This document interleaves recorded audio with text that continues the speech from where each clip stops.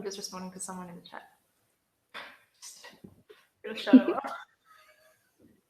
She is a lesbian.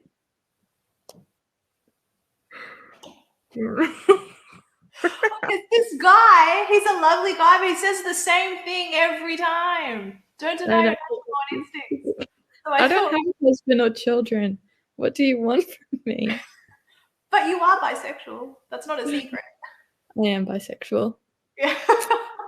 I'm open to the whole public, and I'm extremely single. So yeah, you need to set me up with someone.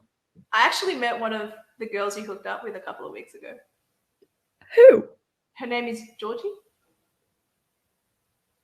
Oh. Or was it her sister? Did I just embarrass you? I'm sorry. We can move right along.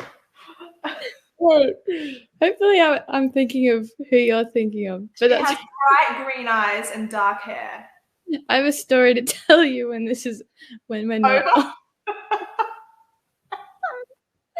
I forgot about that. That's why I laughed, because I completely forgot about that. It happened on the property of someone we both love. Double E. Yeah. Yeah. Yeah. So you know. Yep, that's the one. Yeah. I think the guys looking at this are like, oh, she's gay. How disappointing.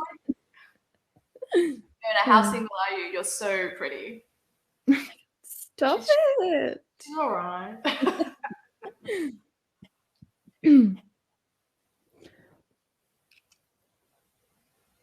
But yeah, just for those watching, the good thing about someone like Fiona, and I think even me to a degree, yes, I'm against, as a Christian, I am against the act, I suppose you could say, of lesbian, gay, whatever. We are, as biblical people, we look to God for authority.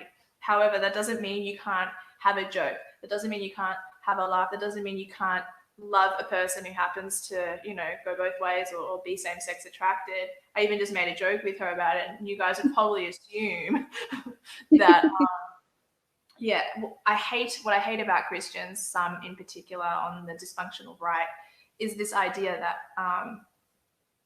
that gays should be murdered or something like that. That's so inappropriate. Like, if I could shake the gay out of you, I would, but then I wouldn't have a chance with you. No, just kidding.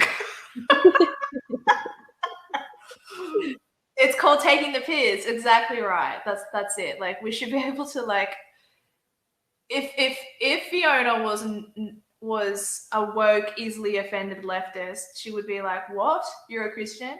You disapprove of homosexuality?" She would have gone off and been like, but like, people like us show that it doesn't have to be that black and white. The gray area is, okay, I disapprove of it. Anyway, let's go for a drink. You know what I mean? It's like, you probably disapprove of things that I've done. I mean, if you looked at my history, you may well. It doesn't mean anything.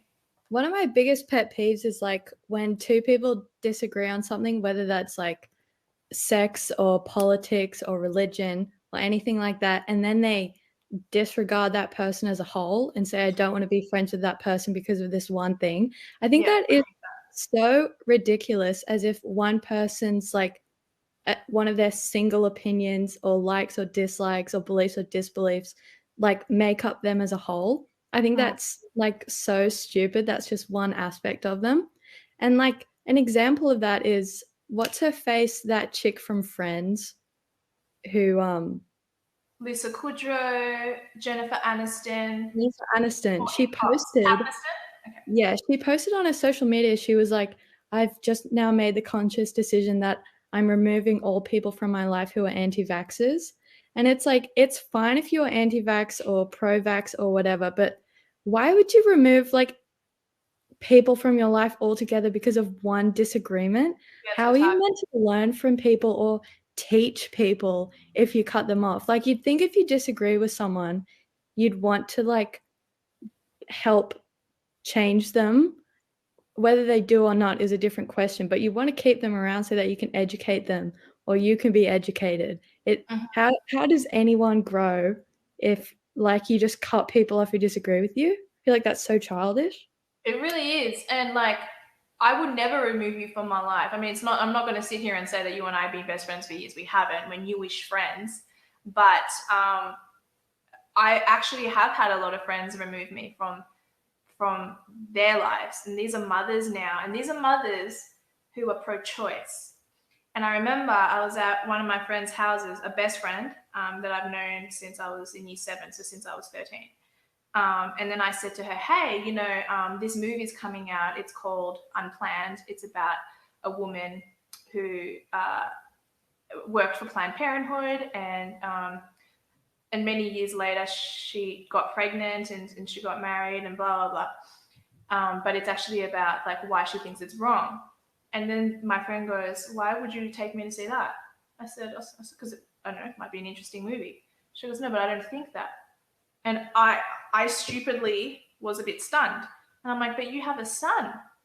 And she goes, and I'm like, oh, because in my head, once you've had that baby, you would be like, shit, how could I have aborted the previous one? Because look how amazing this is. Like, you know what I mean? Like, you can maybe be pro-choice once, but then once you've had the baby, I don't think you can still be pro-choice.